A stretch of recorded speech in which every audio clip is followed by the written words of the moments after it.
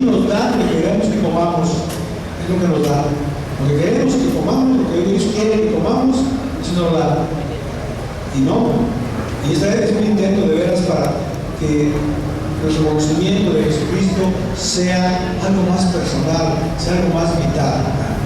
Por eso, pues todo el equipo, ¿verdad?, se ha dado la tarea de esta, ¿cómo se llama?, inauguración del editorial, que se llama, yo Longo 5. Yo digo que Longo, en español antiguo, significa largo, significa abundante, ¿verdad? O sea que empieza algo así, pero queremos que sea largo, que sea abundante. Y se puso 5 porque buscamos en internet y hay Longo 1, Longo 2, Longo 3, Longo 4. Ya hay, ¿verdad? Por eso le pusimos el número 5, Longo 5. No nos vaya a ganar, ¿verdad? Y además hay un beato, el beato Longo, Bartolo Longo, que fue un apóstol de veras maravilloso en los medios de comunicación en Italia. Por eso. Bueno, queremos pues abrir este espacio para que si alguno de ustedes se anima a escribir algo que de veras crea que sea de su interés, que le interesa a los demás, que sea breve, que sea así, lo más sencillo que se pueda, para que todos podamos entender, pues abrimos la posibilidad de que se pueda imprimir y lleguemos a precios bastante bajos. En esta obra editorial, pues trabajó fuertemente la familia Suárez, ¿verdad?, de la página web, así, pero de veras trabajaron con mucha decisión. Trabajó mucho el seminario, porque ellos se dedicaban a, ¿cómo se llama?, a encuadernar ellos aprendían bien a encuadernar, ¿no? Al principio nomás hacían 10, ahorita ya, ayer se hicieron 300 ayer, para que vean ya la pericia, ¿no?, de la encuadernación. El seminario, las religiosas llaman amigas de Jesús, ¿verdad?, también trabajaron muy fuertemente, ¿no? Y luego los autores, los llevan los derechos, tenemos los derechos ya registrados en nombre de la diócesis. La imprenta ya está en trámite de registro, ¿verdad?, y también ya los derechos de autor también están en trámite de registro.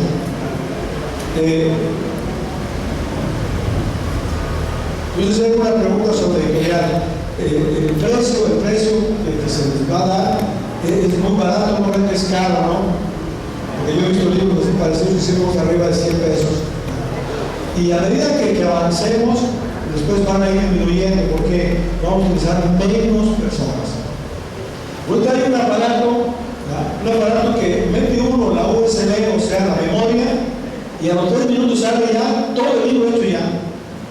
Todo el libro hecho, sí sale ya. Sí, en 3 minutos. No me sale ya todo el libro hecho. Pero cuesta un montón de, ¿cómo se llama?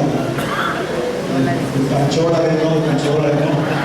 Pero sí, y necesitamos y nomás si es una persona, aquí utilizamos como unas 20 personas, una sola persona, ¿no? Entonces yo digo, pues vamos a seguir. Hoy ya tenemos en cuenta otros 4 libros, ya tenemos los contenidos, ya tenemos todo, más vamos a ir, ¿cómo se llama?, para que la gente no se aborrece, ¿no?, que vaya viendo uno, que vaya viendo otro, Bueno, entonces yo quiero que el padre Aníbal, está por ahí el padre Aníbal, que venga a presentar el libro de colocación de este año. Se llama El Año de la Fe, o se llama Explícame la Fe. Es del padre Jorge, ustedes lo conocen, ¿verdad? Es un padre, ¿cómo se llama Jorge? Núñez. Actualmente está estudiando en Roma, estudiando ciencias sociales. Y lo hizo, pues, él va a decir aquí, el padre amigo va a decir aquí las cosas que tiene, pero es muy bueno, ¿verdad? Sobre todo, digo, tiene esto, ¿no? Ya tenemos un sacerdote ya grande, ¿verdad?, ya maduro, que le explica la fe a un adolescente de 13 años. Cuando ya no tiene más, porque si no lo va a contar aquí, ¿cómo se llama la introducción del padre amigo? Buenas tardes. El padre Jorge Núñez Pacheco pertenece pertenece al presbiterio de la diócesis de Ciudad Obregón. Se encuentra haciendo estudios en Roma de sociología. A esta fecha ya debe saber hablar italiano, inglés y un mejor español, yo creo, con el favor de Dios. Nació en la población de Esperanza, a mucho orgullo, Raimundo.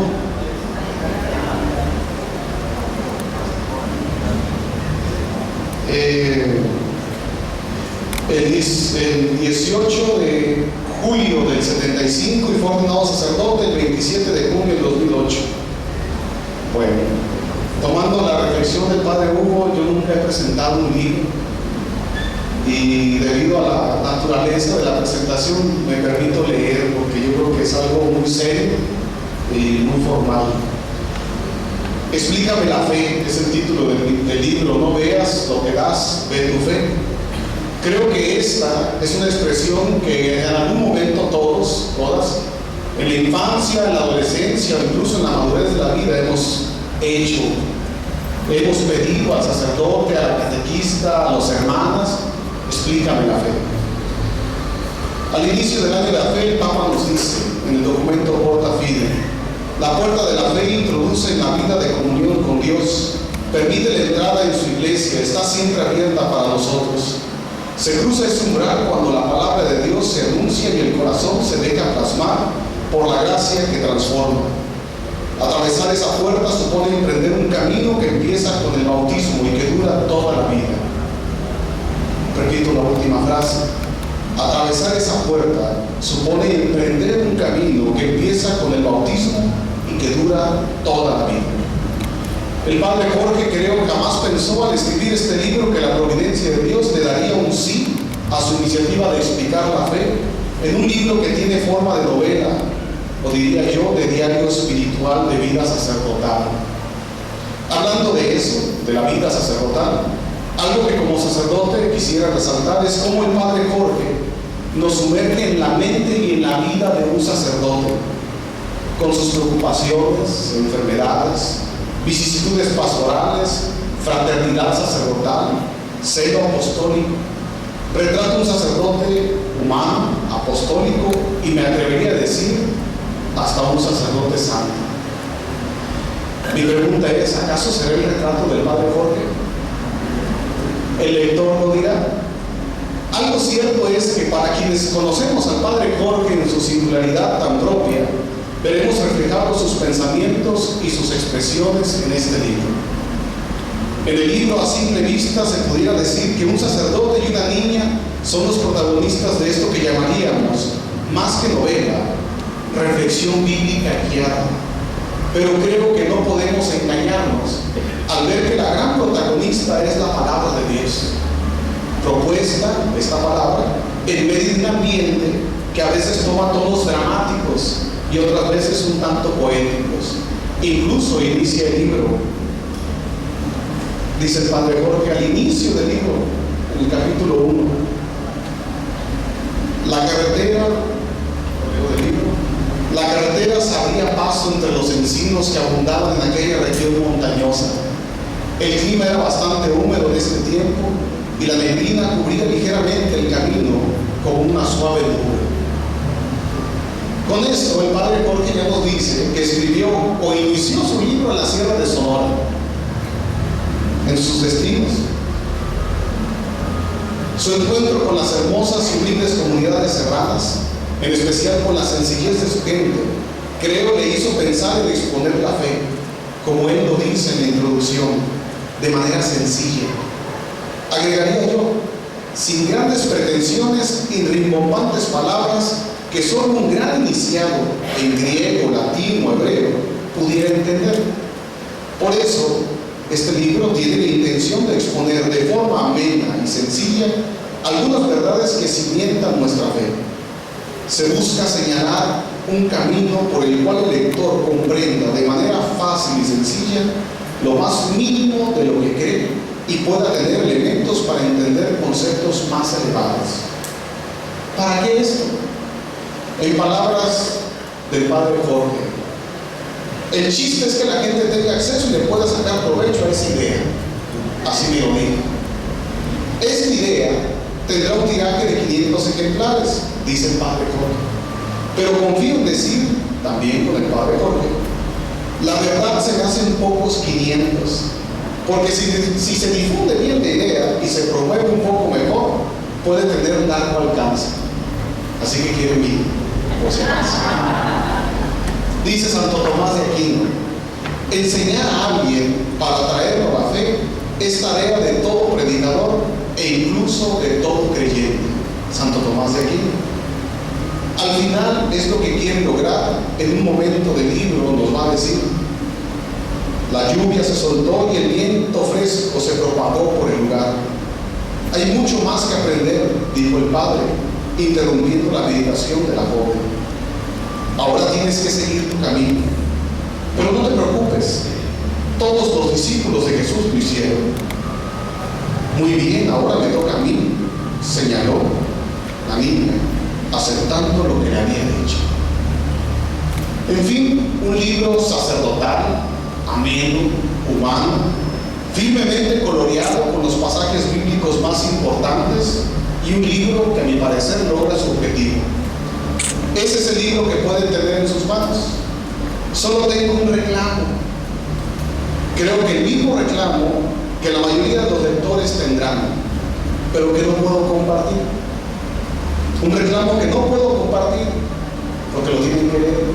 Al final sabrán cuál es el reclamo. Solo les digo algo para quienes tengan ese reclamo final. Yo ya espero la segunda parte. ¿Por qué? Veamos. En este año de la fe, un buen libro como este, Explícame la fe.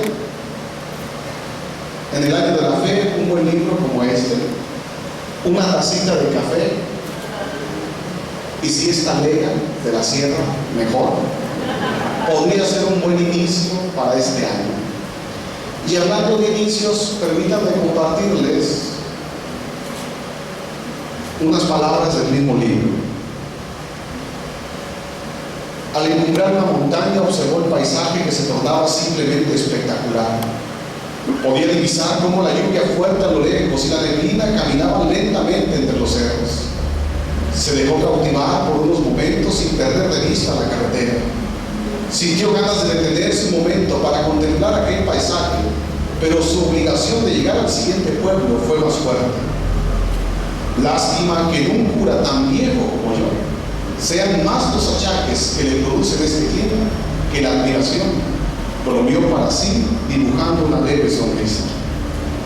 Volvió a encumbrar otro cerro y divisó los múltiples trechos de lámina del pequeño pueblo, situado aproximadamente a 20 kilómetros al sur de la cabecera parroquial. Ánimo, pensó, es la última misa del domingo. Entró por la única vía y se dirigió al templo dedicado a San Francisco de Asís, que estaba casi al final de la calle, situado a la derecha junto a la plaza. A pesar de su tamaño, su pequeña y única torre blanca lograba adornar el cielo del lugar. Llegó el padre. Buenas tardes, padre, contestaron las 5 personas que estaban ahí. ¿Por qué tan poca gente? Sabe, quizá por la lluvia, dijo una de ellas. Nomás de la tercera y de seguro se llena el templo, agregó otra. Sonriendo, se dirigió a la sacristía y saludó a las 3 mujeres que estaban a cargo. Poca gente, ¿no? Observó una mujer alta de pelo corto que estaba preparando las vinajeras.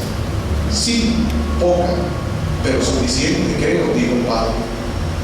Así es la gente, padre, ya la conocen. Todos esperan la tercera campanada para venirse a misa, dijo otra de las mujeres. Se puso los ornamentos litúrgicos propios para la celebración y esperó el momento para iniciar. Terminada la misa, colocó las vestiduras sagradas en el closet de madera que estaba en la diminuta sacristía y volteó hacia ella. Las sacristanas, por su parte, recogían los vasos sagrados de la celebración. ¿Cómo lo sabe?, preguntó sorprendida la joven. Eso es lo de menos, respondió. A ver, ¿cuál es la pregunta? María bajó la cabeza y perdió la vista en el piso. Tras una breve pausa dijo: hagan una síntesis de la Biblia y de la fe. El padre abrió los ojos sin disimular su sorpresa. ¿Qué? ¿Y de qué te sirvió el catecismo?, respondió pasmado. Cruzó los brazos y observó a la joven. La última vez que habían charlado se le dificultó explicarle algo más sencillo. Esta tarea parecía demasiado. Ya sé que para eso es el catecismo, pero es que estaba muy chica y no me acuerdo de todo, alegó la joven.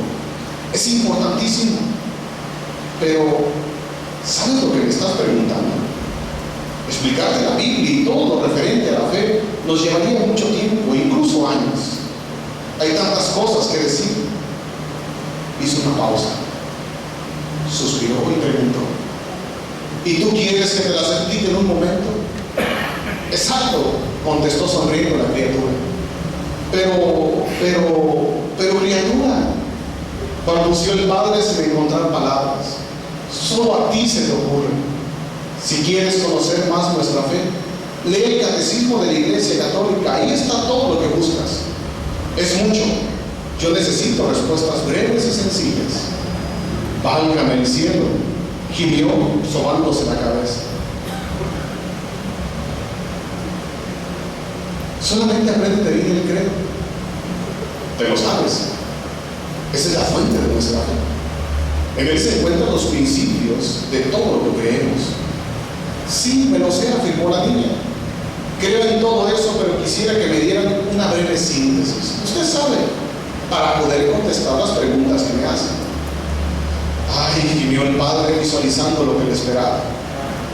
Meditó por un rato y aceptó. Bueno, está bien. Voy a hacer el esfuerzo, pero te pediré dos cosas. Se marchó la joven, mientras el padre pensaba cómo explicarle brevemente algunos conceptos de la fe. Se despidió de las sacristanas que esperaban a que el padre saliera del templo para sacarlo. Menudo problema en el que lo metieron, padre, le dijo una señora. Las tres sonrieron. Sí, espero que valga la pena, contestó el padre. Sí lo va a valer, es una niña muy inteligente y puede hacer mucho bien, dijo otra. Cerraron el templo y el padre subió su auto. La noche había empezado cuando llegó a su casa, encendió el televisor y sin prestarle atención se dirigió directamente al librero. Tomó algunas obras y se puso a revisarlas. A pesar de ser muy noche, se sirvió una taza de café y se puso a leer.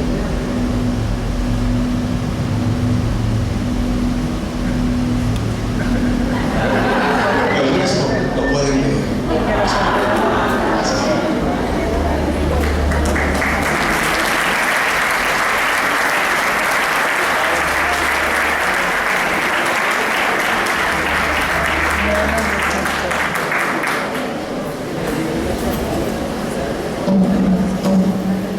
El siguiente libro se llama Jesús hoy evangeliza, sana y exorciza.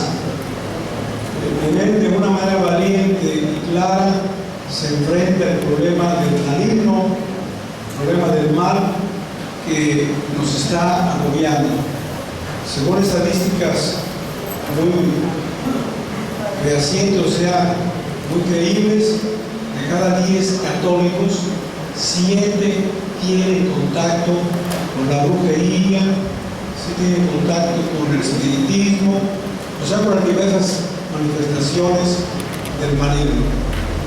Y este padre que una vez vino aquí a darnos 2 días de oración de sanación y liberación, se llama el padre Pedro Sánchez Acosta. Él quiso que esta obra se editara aquí, porque vio mucho interés. Él se impresionó mucho porque casi le hicimos propaganda y el segundo día estaban más de 2,000 personas allí, más de 2,000. Entonces, este libro narra buenas experiencias de este exorcista que con un equipo auxiliar de oración ha realizado durante 20 años.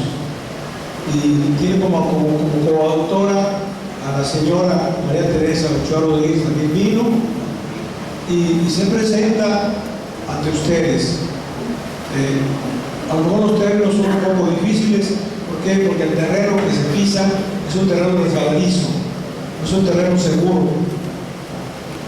Es un terreno difícil, pero siempre quiere buscar la restauración, quiere buscar la sanación, la liberación y sobre todo el encuentro de la persona o de la familia con Dios. Cuando una persona tiene este tipo de daño, no nomás ella le afecta, a mí le afecta a toda la familia, le afecta a varias generaciones. A lo mejor ustedes tienen muchas experiencias, los invitamos a que se acerquen a él. Nomás quiero leer cómo se llama el índice para que sepan los contenidos de este libro. Y nomás los más puros encabezados. El primer capítulo es: solo Jesús derrota al demonio. Segundo, la antirreligión de la magia blanca y negra. Tercero, las sectas satánicas. Es un estudio, me parece bien detallado y bien centrado. Capítulo 4, Jesús nos quita los males que antepasamos. Él habla de sanación, de generaciones, de sanaciones del vientre materno, de sanación, lo que llamamos por generaciones antiguas. Y este terreno es nuevo, porque en realidad no se ha hablado mucho en la Iglesia Católica, en la doctrina de la Iglesia Católica sobre este punto. Pero este punto tiene un inicio que hay que explicar así brevemente, pero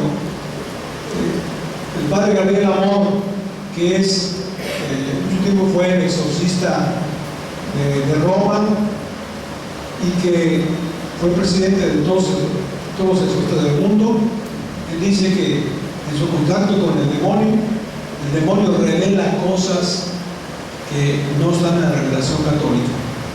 Revela muchas cosas, muchos aspectos, ¿verdad?, que no nos hemos tratado ni hemos conocido, casi no hay libros de esto. Entonces para entender este capítulo hay que ver eso, ¿no?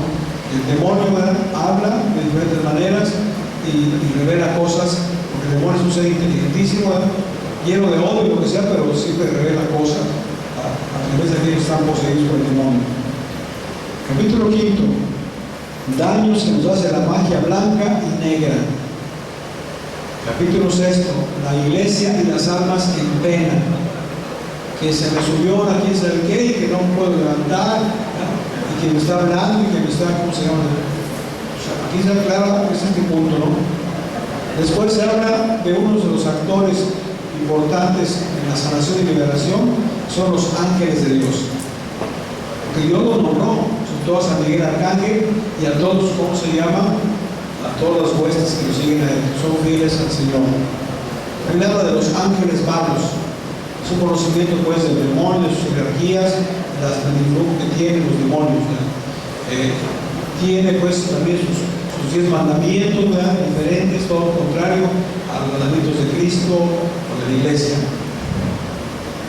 Después habla este poder que Jesús lo deja a los apóstoles, la manera como se debe de practicar. A continuación, el capítulo 10 habla de algo que ya se ha olvidado mucho en la predicación, que es: existe el infierno, el purgatorio y el cielo. Ya había muchos, sobre todo los jóvenes, dicen que no existe ni una cosa ni otra.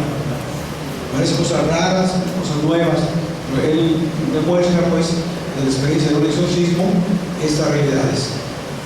Capítulo 11, Jesús, yo he pecado contra ti. Nos habla de los efectos del pecado. Sobre todo insiste en la reparación del daño que hacemos con nuestras obras, con nuestras acciones. El capítulo 12 nos habla de la historia del exorcismo. ¿Cuándo se debe hacer exorcismo? ¿Cómo se debe hacer exorcismo? ¿Cuándo hay un diagnóstico de que una persona está poseída del demonio o tiene una influencia del demonio? Habla del exorcismo que llamamos mayor, que únicamente puede realizar el exorcista de la diócesis, o de un exorcismo menor, que puede realizar un presbítero con su equipo auxiliar.